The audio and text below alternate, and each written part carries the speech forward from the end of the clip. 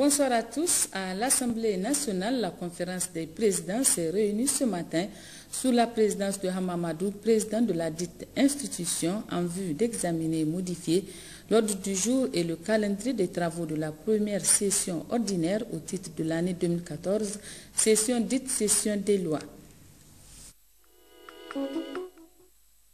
Après la conférence des présidents, les députés se sont réunis cet après-midi en séance plénière pour examiner et adopter les modifications apportées à l'ordre du jour et au calendrier des travaux de la première session ordinaire au titre de l'année 2014. Au total, 19 projets de loi seront examinés et adoptés avant la fin de cette session qui sera clôturée le 31 mai prochain. Le 4e vice-président de l'Assemblée nationale, Mohamed Ben Omar, a été victime hier d'une attaque à son domicile. Heureusement, il y a eu plus de peur que de mal, comme l'a précisé l'honorable Ben Omar. Aussitôt informé, plusieurs personnalités se sont rendues au domicile de l'honorable député pour lui apporter leur soutien. Il s'agit d'une délégation de l'Assemblée nationale conduite par son président Hamamadou et le président du RDP Jama'a, Hamid Al-Gabid. C'était aux environs de 4h10 ce matin que des malfaiteurs ont attaqué le domicile du 4e vice-président de l'Assemblée nationale. Selon le député Mohamed Ben Omar, aucune victime n'est à déplorer. J'ai été réveillé par des tirs nourris, vraiment un bruit assourdissant. Et quand on a ouvert la porte, on est descendu. Je trouvais certains garçons sur la terrasse, la sentinelle qui est dehors. J'ai demandé, ils m'ont dit que c'est des tirs. Il y a des personnes qui ont tiré sur la sentinelle qui est devant la porte. Et ils m'ont dit qu'ils ont constaté effectivement qu'il y avait une moto sur laquelle il y avait 3 personnes. Et certainement que l'intention était de venir. Parce qu'après, dans leur fuite, ils ont jeté une grenade. Certainement l'intention était de venir devant la porte et de jeter la grenade dans la maison. Et selon les dires de certains initiés, la police scientifique notamment, c'est une grenade qui a été modifiée, donc à telle longue portée et plus explosive. Bon, malheureusement pour eux, heureusement pour nous, ils ont trouvé la sentinelle qui veillait devant le portail. Et là, ils se sont mis de côté et ils ont commencé à tirer sur la sentinelle. Et on a pu recenser 9 douilles, c'est-à-dire 9 balles qui ont été tirées de Kalachnikov AK-47. Et maintenant, dans leur course, ils ont jeté la grenade. La grenade n'a pas explosé. Elle a été récupérée également par la police. Et immédiatement, donc, la police judiciaire, la police scientifique, le procureur de la République étaient sur les lieux. Je ne soupçonne personne dans cette affaire, a dit l'honorable député. Mais d'ores et déjà, une enquête a été ouverte par les voies les plus autorisées afin d'éclaircir cette situation. Il y a eu plus de peur que de mal. Maintenant, pourquoi cela? Les mobiles, je ne saurais vous le dire. Attendons de voir les conclusions de la police scientifique. Et en ce moment, on saura vraiment dire quels sont les tenants et les aboutissants de cette affaire. Ce matin, le président de l'Assemblée nationale, Hamamadou, le premier vice-président de l'Assemblée nationale et d'autres députés, le ministre de l'élevage et ses proches collaborateurs se sont rendus au domicile du député pour lui présenter leur compassion. Par rapport justement à cette attaque au domicile du député Mohamed Ben Omar, 4e vice-président de l'Assemblée nationale, la Direction générale de la police nationale a donné cet après-midi un point de presse par le biais du service central de l'information, des relations publiques et des sports. La teneur de ce point de presse avec le capitaine Adili Touro de la cellule communication de la DGPN. Dans la nuit du 19 au 20 mai 2014, aux environs de 4 heures du matin, 3 individus sur une moto du genre communément utilisée à Niamey, armés de fusils AK-47, se sont postés à une trentaine de mètres du domicile de l'honorable député Mohamed Ben Omar pour ouvrir le feu en direction du domicile de ce dernier. 3 impacts de tirs ont été relevés, dont 2 juste à l'entrée du domicile et 1 sur un véhicule garé à la devanture de la maison. 9 douilles ont été découvertes dans la zone de tir. Le dispositif de sécurité en place a promptement réagi, obligeant les assaillants à se replier. Dans la précipitation, les assaillants ont abandonné à une centaine de mètres de la maison une grenade modifiée à l'effet d'adjoindre un dispositif de détonation à distance. Les services techniques ont procédé aux constatations d'usage et l'engin explosif a été pris en charge par les unités compétentes. L'enquête ouverte par le parquet de Niamey a été confiée à la direction de la police judiciaire. Je vous remercie. Le ministre des Enseignements supérieurs, de la Recherche et de l'Innovation vient d'animer un point de presse relatif aux affrontements entre les forces de l'ordre et les étudiants. Suivant le ministre des Enseignements supérieurs. Donc cet après-midi, une situation causée par la population estudiantine a eu à interpeller pratiquement et la conscience de la population du Niger, particulièrement des habitants de Dar es Salaam qui sont situés à côté de la NAB. Parce que cet après-midi, justement, il y a eu des échauffourées entre les forces de l'ordre qui protègent le bâtiment de la NAB et les étudiants. Et il y a eu des poursuites, entre autres. Mais à l'issue de ce supposé affrontement, en fait, il n'y avait aucun blessé grave. Mais dans l'après-midi, les étudiants aussi s'étaient regroupés au niveau de l'université en une assemblée générale et avaient décidé d'aller faire sortir leurs camarades qui étaient interpellés au niveau de la PJ. Et c'est à ce niveau qu'il y a eu des casses.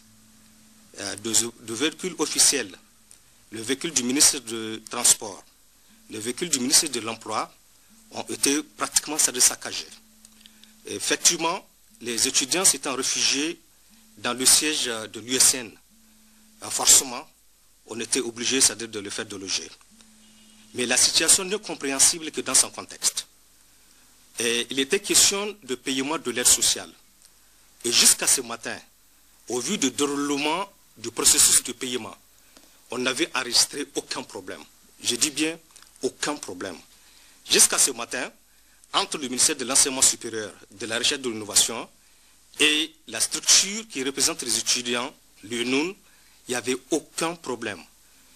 Et si on est sorti aujourd'hui pour faire ce point de presse, c'est pour lancer un appel à la structure estudiantine de revoir, ça doit vraiment sa copie, pour que ensemble le partenariat correct et juste qui a toujours prévalu entre nous, ça doit puisse continuer. Il était question ce matin d'une question juste de signature que le DG de la NAB aurait dû faire. Or, c'est des documents financiers qu'on lui avait amenés et il leur avait demandé juste le temps nécessaire de procéder à un contrôle. Et c'est ce temps qui ne lui a pas été laissé. Et apparemment, au vu de l'impatience caractérisée entre les deux personnes, je parle du DG de la NAB et du représentant des étudiants, c'est-à-dire le SCAS, j'ai comme l'impression, et nous avons comme l'impression, et ça c'est l'impression de tout le monde, qu'il y a des problèmes presque personnels. Et c'est ces problèmes exacerbés pour lesquels on n'a pas pour l'instant de solution. C'est-à-dire qu'ils ont amené l'opposition de toute la structure UNUN à la NAB. Ils ont assiégé la NAB, ils ont pillé la NAB, ils ont pratiquement détruit le véhicule du DG de la NAB ça, de ce matin. Tout simplement à cause d'une signature que le DG a eu à faire. Et juste parce qu'il a accusé du retard à signer ça de ce document. Je parlais du contexte. Il y a une fois, la structure de l'UNUN a voulu marcher. Et une partie des étudiants avaient occupé le pont. Quand on avait avisé les autorités régionales, ils avaient réagi vite et les étudiants étaient rentrés au Barcaï. Une deuxième fois, un deuxième vendredi, encore, c'est-à-dire qu'ils avaient récidivé. On ne pense pas qu'ils sont dans un chemin qu'ils sont en train très bien d'exécuter. On ne veut pas le penser. On ne veut pas le penser parce qu'il y a trop de rumeurs à propos. Mais ce qui nous intéresse pour l'instant, à partir du moment où tout le processus, c'est eux qui les ont menés de bout en bout, on a eu à établir des listes des étudiants bénéficiaires de l'aide sociale. Et on devrait commencer le paiement ce matin. Ils ont bloqué le paiement. Hier, on devrait le faire. Ils avaient bloqué le paiement. Avant-hier, depuis la semaine passée, on aurait dû commencer le paiement de l'aide sociale. Ils avaient demandé, c'est-à-dire d'arrêter parce qu'il y a la liste de la FCH qui n'était pas prête. On dit soit, parce que nous, ce qu'on avait voulu, c'était procéder d'abord au paiement et par après, traiter au fur et à mesure les listes, c'est-à-dire qui parviennent au niveau de la NAP.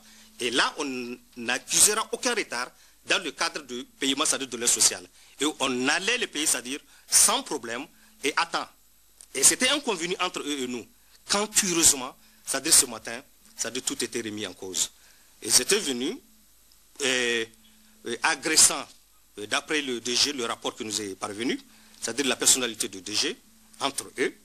Et c'est ça qui a exacerbé, qui a pris, c'est-à-dire ce qui a été fait et qui a été observé par la population de Niamey aujourd'hui. C'est une situation désespérante, à laquelle, sérieusement, on ne s'y attendait pas. Et pour cela, c'est la fin de l'année. Et comme c'est la fin de l'année, je sais que bientôt il y aura changement de la structure, c'est-à-dire de l'ONU. Je sais que c'est un facteur, c'est-à-dire incitatif, c'est-à-dire à tous les actes qui sont en train d'être posés. Je ne dis pas que les étudiants n'ont pas de droit à revendiquer. Ils ont bel et bien le droit de revendiquer, c'est-à-dire ce qu'ils doivent revendiquer. Et on a toujours obtempéré, c'est-à-dire à ce qui doit être, c'est-à-dire leur droit. On a toujours répondu, c'est-à-dire à leur attente. Et pour l'instant, en tant que ministre de tutelle, l'appel que j'ai à lancer, c'est que la journée d'aujourd'hui est passée. Demain sera un autre jour. On espère que demain, et ensemble, eux et nous, on va revenir, parce que les listes sont signées, que ceux qui doivent bénéficier de l'aide sociale peuvent être disposés à aller toucher ça de leur bourse.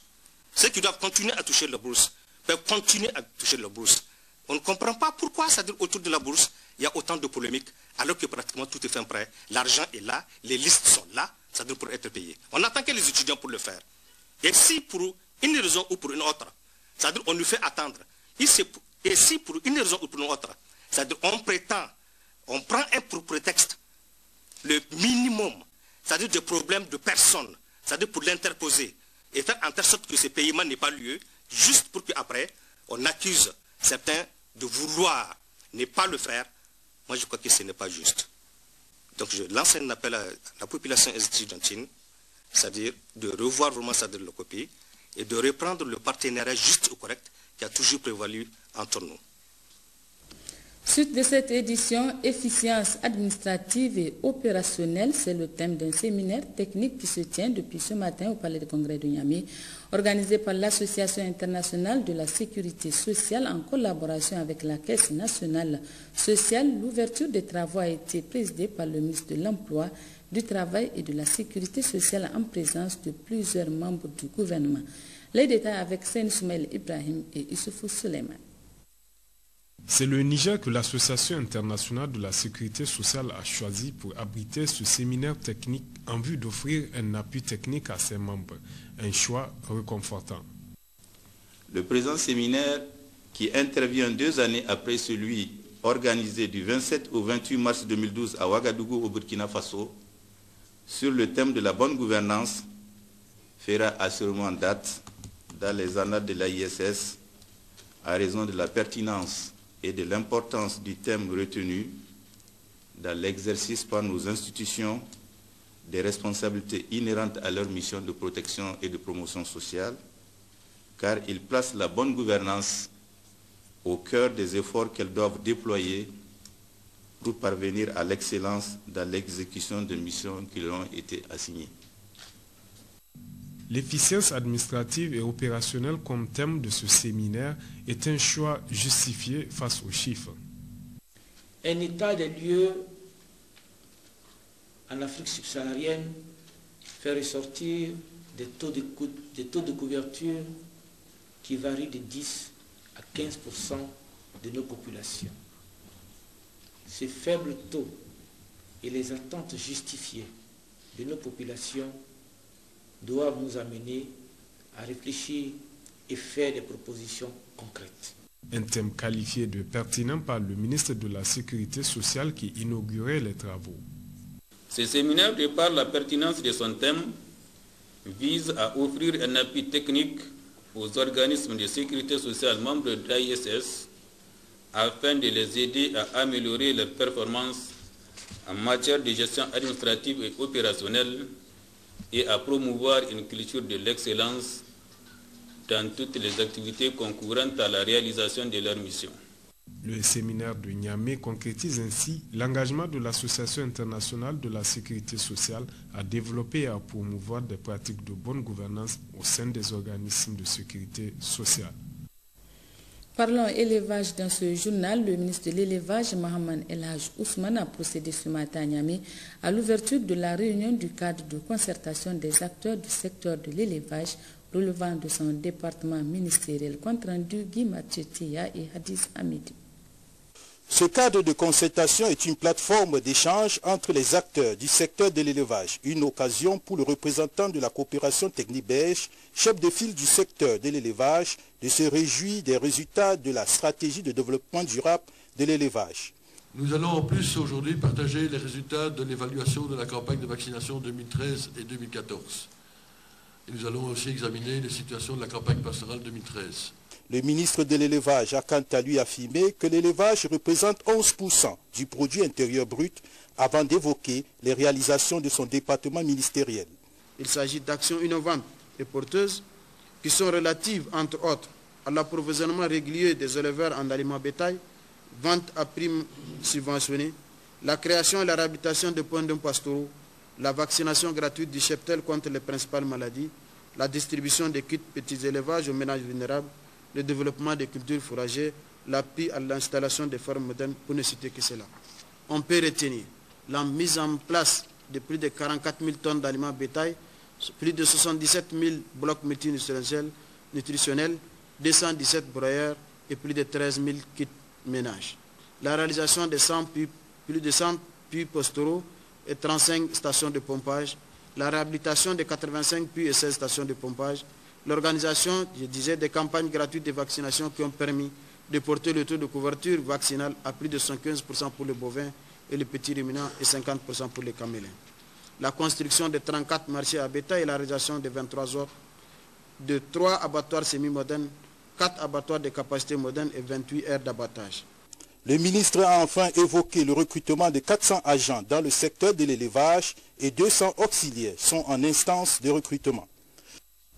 De l'élevage à la santé, la directrice de cabinet adjointe du président de la République, représentante du président du Conseil national de lutte contre le sida, a officiellement lancé ce matin à Niamey le projet de renforcement du dispositif national de suivi et d'éducation pour la riposte au VIH-Sida dans notre pays. Objectif, contribuer à la lutte contre la pandémie du sida. Financé par France Expertise Internationale à hauteur de 500 millions de francs CFA, le projet de renforcement du dispositif national de suivi et d'évaluation pour la riposte au VIH-Sida au Niger, initié par le comité intersectoriel de lutte contre le sida, vise à contribuer à la lutte contre le sida par une meilleure connaissance de l'épidémie et de sa riposte au Niger. La lutte contre le VIH est un combat de longue haleine qui nécessite une surveillance régulière et particulière. La coordination intersectorielle de lutte contre les IST-VIH assure le secrétariat technique du Conseil national de lutte contre le sida et donc chargée d'animer la riposte et de veiller à la mobilisation des ressources nécessaires donc à cette riposte. C'est un dossier important pour le Niger et chacun sait l'importance que la France accorde à la santé dans son dispositif de développement. La directrice de cabinet adjointe à la présidence de la République a salué cette initiative 5% avant d'exhorter les acteurs à s'impliquer davantage dans cette lutte. C'est donc l'occasion pour moi de féliciter l'équipe de la coordination intersectorielle de lutte contre les IST-VIH-Sida pour cette prouesse, mais aussi l'encourager à continuer dans ce sens et demander aux autres programmes de lui emboîter le pas pour une meilleure mobilisation des ressources nécessaires à la lutte contre la maladie. Plusieurs résultats sont attendus, dont entre autres le renforcement des capacités des acteurs, la vulgarisation du plan national multisectoriel de suivi et d'évaluation. Ce projet est d'une durée de 30 mois. Merci Sekinat Abdou pour ce compte rendu. Le comité national chargé de la préparation et de la bonne organisation de la 4e semaine scientifique agricole du Conseil scientifique ouest et centrafricain pour le développement et la recherche agricole et de sa 11e assemblée générale qui va se tenir à Niamey du 16 au 20 juin prochain s'est réuni ce matin sous la présidence du directeur de cabinet du ministre de l'Agriculture pour la réussite de ce grand événement scientifique. James Didier et Issoufou Samela. En prélude à cette importante rencontre pour laquelle sont entendus plus de 400 délégués scientifiques agricoles de l'Afrique, de l'Europe, de l'Amérique, de l'Asie, que le comité national chargé de la préparation et de la bonne organisation de ce grand rendez-vous s'est réuni pour échanger avec l'ensemble des structures impliquées pour la mise en place des différentes commissions pour relever tous les défis et gagner le pari de la bonne réussite de cette importante rencontre du Conseil scientifique ouest et centrafricain pour le développement et la recherche agricole CORAF qui regroupe 22 États. La semaine scientifique, c'est un événement majeur spécifique à la diffusion des résultats de recherche dans le pays hôte et dans lequel toute la communauté scientifique et les utilisateurs des résultats de la recherche viennent dans ce cadre et travaillent dans ce cadre. C'est tout naturellement donc que, réflexion faite en collaboration avec les responsables du CORAF, que nous avons proposé cette année ensemble de faire le thème qui porte donc sur les systèmes agro-pastoraux innovants pour nourrir l'Afrique de l'Ouest et du Centre. En lançant les travaux de ce comité national, le directeur du cabinet du ministère de l'Agriculture a rappelé la marque de confiance de la part de la communauté scientifique agricole, une sorte de reconnaissance au Niger dont les autorités au plus haut niveau ont posé des actes en matière de lutte contre l'insécurité alimentaire et nutritionnelle, à l'exemple de l'initiative 3N qui fait aujourd'hui écho dans d'autres pays. Nous voilà aujourd'hui en translation vers un ensemble spatialement plus important, j'ai nommé l'Afrique de l'Ouest et du Centre, pour lequel le Niger constitue un exemple de bonne gouvernance agricole, justifiant ainsi la tenue d'un tel grand événement à Niamey. Les assises du CORAF étant programmées du 16 au 20 juin à Niamey, j'invite en conséquence les commissions spécialisées qui seront installées aujourd'hui même à se mettre immédiatement au travail. Il faut noter que le commissariat chargé de l'organisation des grands événements qui a la lourde tâche de la réussite de la bonne organisation de ce grand rendez-vous a souligné toutes les stratégies et l'engagement de son institution de bien mener cette mission. La deuxième réunion du comité des experts du Niger et du Nigeria en matière de sport se tient depuis ce matin à Niamey, une rencontre qui vise à évaluer le chemin parcouru dans le cadre de la coopération entre les deux pays. Jocelyne Amoussou et Salif Garba. Cette réunion du comité des experts du Niger et du Nigeria en matière de sport fait suite à la rencontre des deux parties à Abuja en mars 2013 pour la mise en œuvre du protocole d'accord de coopération signé entre les deux parties en 2011. À ce titre, un comité d'experts de 10 membres a été mis en place et un plan d'action décliné pour l'année 2013-2014. Ces experts qui se réunissent aujourd'hui veulent faire le bilan de l'année écoulée et dégager de nouvelles perspectives pour l'année 2014-2015. I'm happy to state here that some activities in the calendar have been faithfully implemented, and on particular note of the last edition of the Niger Republic National Langa Championship held in Difa from 22nd to 27 August 2013. Selon le conseil technique du ministre des Sports représentant le ministre, il s'agit surtout de dynamiser cette coopération. Les résultats attendus sont notamment le bilan du programme conjoint d'activité 2013-2014 réalisé, le programme conjoint d'activité 2014-2015 de la mise en œuvre du protocole d'accord de coopération dans le domaine du sport élaboré et une visite sur les différents sites sportifs effectués, les liens d'amitié et de coopération dans le domaine du sport renforcés. Pour Mme Hawa Koulou Akiemi, chef de la délégation nigériane, il faudrait de ce fait élaborer un plan d'action réalisable, d'où l'exhortation du secrétaire général de la commission mixte nigéro-nigériane de coopération à être plus regardant sur les stages de formation et de recyclage des différents athlètes. Bref, un partenariat équitable qui profite aux deux parties. Début ce matin des épreuves du bac sportif à session 2013-2014, c'est la ministre des Enseignements secondaires accompagnée du gouverneur de la région de Niamey qui a procédé au lancement, le déroulement des épreuves dans la capitale ainsi qu'à l'intérieur du pays avec notre reporter Daouda Hassan.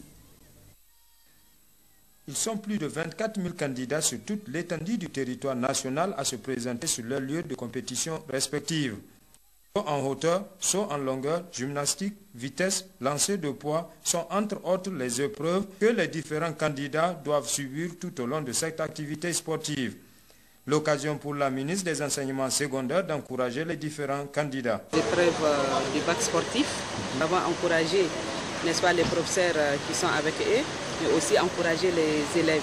Ça se passe dans le calme, la discipline, et je pense qu'Inch'Allah, ils vont finir ça dans de bonnes conditions.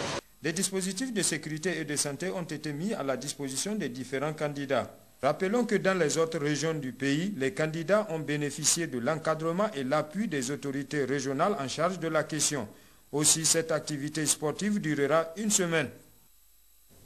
Ouverture ce matin à Niamey des travaux d'un atelier de réflexion et d'échange des acteurs judiciaires sur le rôle de la justice dans la lutte contre la corruption.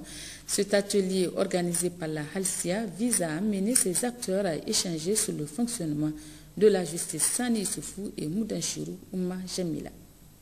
Au centre de cet atelier qui regroupe les animateurs de l'appareil judiciaire, le rôle de la justice dans la lutte contre la corruption. Ainsi, les participants vont de jour durant échanger en tant qu'acteurs impliqués dans cette lutte sur le fonctionnement de la justice nigérienne. La lutte contre la corruption ne peut donner des résultats satisfaisants que si la justice joue véritablement son rôle, celui de punir le coupable et de remettre la victime dans ses droits. Malheureusement, les acteurs du système judiciaire ne sont pas aussi exempts de reproches de corruption. La présente rencontre s'inscrit donc dans le cadre de la mise en œuvre de l'une des composantes essentielles des missions de la Halcia, à savoir réflexion, échange et information avec des acteurs impliqués dans la lutte contre la corruption. Du côté des participants, les attentes sont énormes. Cela constitue un frein pour tous les secteurs d'activité. Ça biaise l'activité sociale, ça biaise les attributions qui sont dévolues à chacun d'entre nous, ce qui fait que les règles du jeu social elles-mêmes sont faussées par la corruption. Cette rencontre est d'autant plus importante quand on sait que les résultats du sondage sur la perception de la justice par les habitants de Niamey a relevé que 53,2% des enquêtés n'ont pas confiance en la justice et 67% estiment que la corruption sévit dans le milieu de la justice. Une délégation de l'Agra Alliance pour une révolution verte en Afrique, en compagnie des journalistes, s'est rendue à l'entreprise sémencière Alheri de Douchi, une unité qui, grâce à l'appui de l'Agra, s'est illustrée aujourd'hui dans la production des semences améliorées. N'est-ce pas Gunga Gibrima et Moussanom?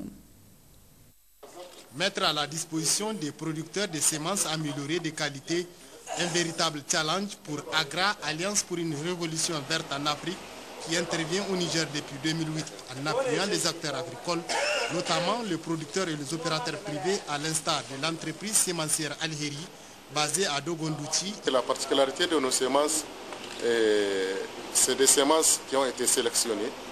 Et c'est des semences dont on a les fiches techniques. On connaît les performances et on connaît à peu près ce que ça doit donner dans telle ou telle autre zone. Et le souci, c'est d'amener la semence de qualité aux plus démunis, de rendre ça disponible et accessible, je vous disais. Donc, il y a réduction des prix. Avec Agra, on a pris l'engagement de réduire le prix de 20%.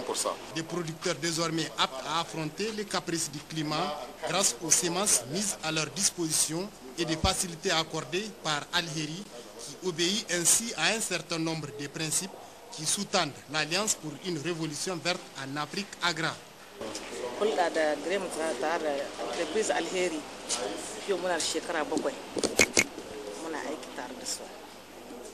Ça fait 7 ans qu'on collabore avec l'entreprise Alheri. À chaque campagne, il nous accompagne en semences qu'on prend à crédit. Nous remboursons à la fin de la saison et en même temps l'entreprise rachète nos produits. On ne peut que remercier Agra à travers Alheri. Avant que Alheri s'implante à Douchi, nous on a abandonné totalement l'agriculture Donc avec l'avènement de Al-Heri, il nous a expliqué que l'agriculture en tant que telle, avec les semences améliorées et les paquets de technologie, c'est rentable. Ça fait 5 ans, moi ma production se multiplie au moins par 2 chaque année. En accompagnant l'entreprise sémencière Al-Heri et 6 autres structures au Niger, l'Alliance pour une révolution verte en Afrique, AGRA, contribue à la souveraineté et à la sécurité alimentaire au Niger. À titre illustratif, selon une étude, grâce aux produits de Al-Heri, le taux d'utilisation des semences améliorées est passé de moins de 15% à 45% aujourd'hui au Niger. Le gouverneur de la région de Niamey a effectué ce matin, en compagnie des responsables de l'éducation nationale, des visites de contrôle sur les chantiers de construction de classes dans plusieurs établissements scolaires de la capitale. Dans l'ensemble, on peut se réjouir du travail accompli, mais des lacunes ont été constatées dans l'exécution des travaux. Le gouverneur Hamid Garba. Nous sommes en tout cas satisfaits de ce que nous avons vu, parce que dans plusieurs écoles, ces classes sont déjà terminées, qui n'attendent que la réception des travaux. Bon, évidemment, nous avons fait quelques constats quand même sur la qualité des travaux de finition dans certaines écoles. Nous avons donné des instructions pour que, en tout cas au niveau de la réception, que ces réserves soient levées, pour qu'avant la rentrée scolaire octobre 2014, que ces réserves soient corrigées. Dans la plus grande partie de ces écoles-là, nous sommes très émerveillés de trouver que les cours sont propres. Et nous avons trouvé quelques plantations d'arbres. Nous avons trouvé le drapeau du Niger, en tout cas au niveau de certaines écoles. Malheureusement aussi, nous avons constaté qu'il y a certaines écoles qui n'ont pas encore de latrines.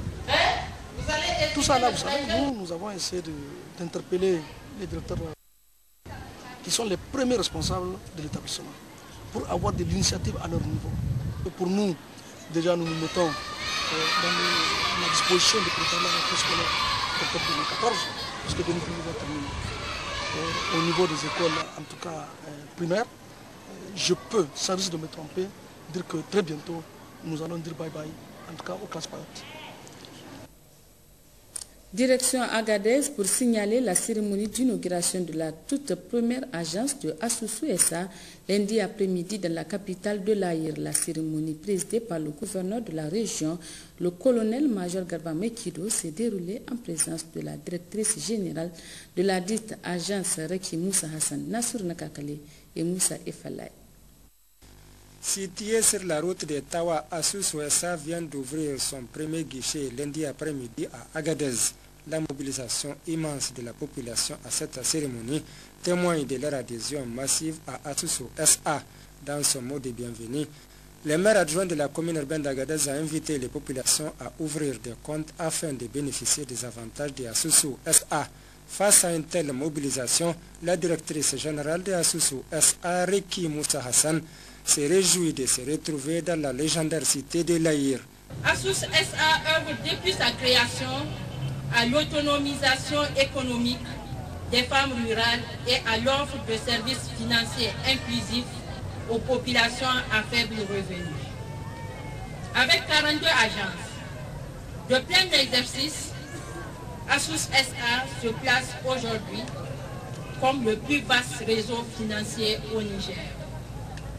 Toutefois, notre présence sur le territoire national ne saurait être effective si des localités comme Agadez ne sont pas couvertes par nos services. C'est désormais chose faite à travers cette cérémonie d'inauguration de l'agence de Asusu SA d'Agadez. Dans son discours d'inauguration, le gouverneur de la région d'Agadez souligne qu'Asusu SA participe dans la politique de développement économique et social des populations nigériennes et contribue à l'augmentation du taux de bancarisation.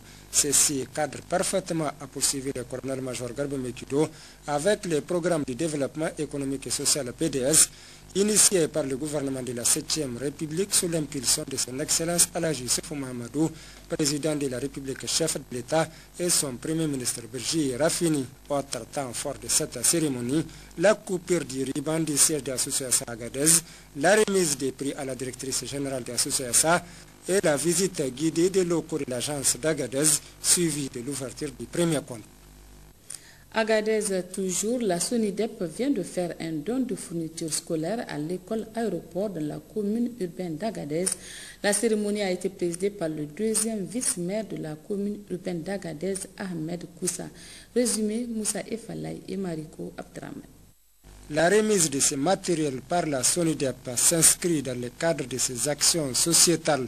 Ces dons, composés de 1600 cahiers et 2000 livres destinés à l'école aéroport d'Agadez, vise à accompagner les autorités de la 7e République pour faire de l'année 2014 une année de l'école au Niger, a laissé entendre les représentants de la SONIDEP.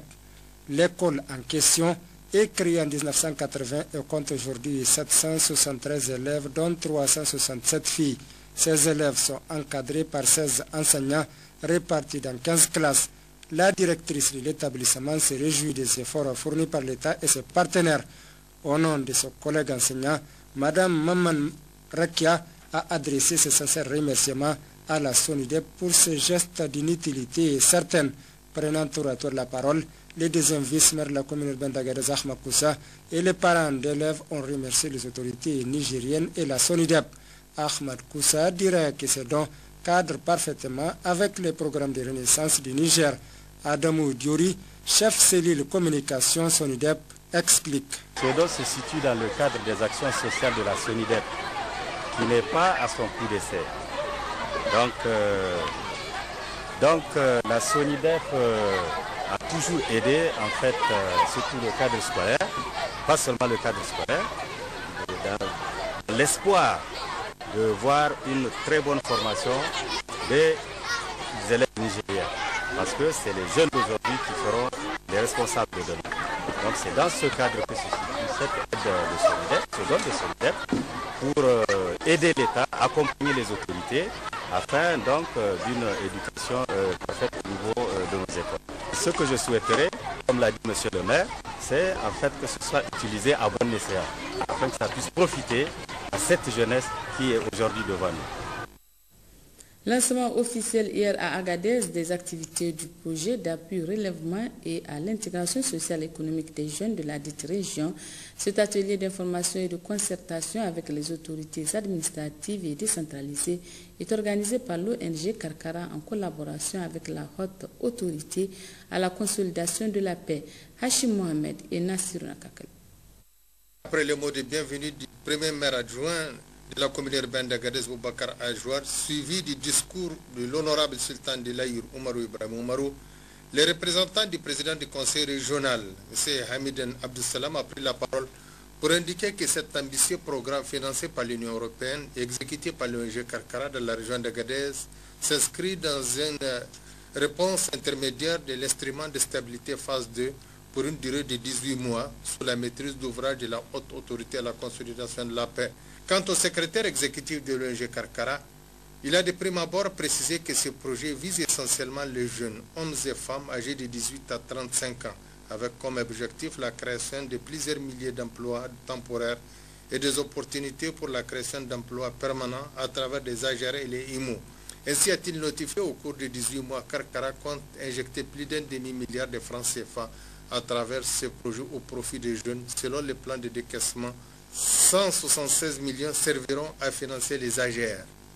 Le représentant de la haute autorité à la consolidation de la paix a de son côté transmis les salutations et les encouragements du président de cette institution, le colonel-major Mahaman Abou Tarka, aux participants avant de venir sur l'attachement de la haute autorité à la consolidation de la paix à la réussite de ce programme voulu par les plus hautes autorités de notre pays pour asseoir les bases d'un développement durable, gage de la paix. Le gouverneur Garba Mekido dira que cette cérémonie illustre une fois de plus cette volonté d'accompagner les efforts du président de la République, son Excellence Issoufou Mohamed, et du gouvernement de la 7e République sous l'impulsion du Premier ministre, son Excellence Birji Rafeni. Aussi, au regard des points qui seront débattus, le colonel-major Garba Mekido en appelle au sens élevé des responsabilités pour procéder à un examen minutieux des points soumis à l'ordre du jour. Guida Rumji et Dakoro ont abrité un atelier de formation sur la formulation de la 7e phase du programme d'appui à la sécurisation de l'élevage Basel, le compte rendu de Lawal Haruna et Moussa Jariri. La 7e phase du programme d'appui à la sécurisation de l'élevage Basel va concerner les départements de Madarumfa, Guidarumji, Dakoro et Bermo.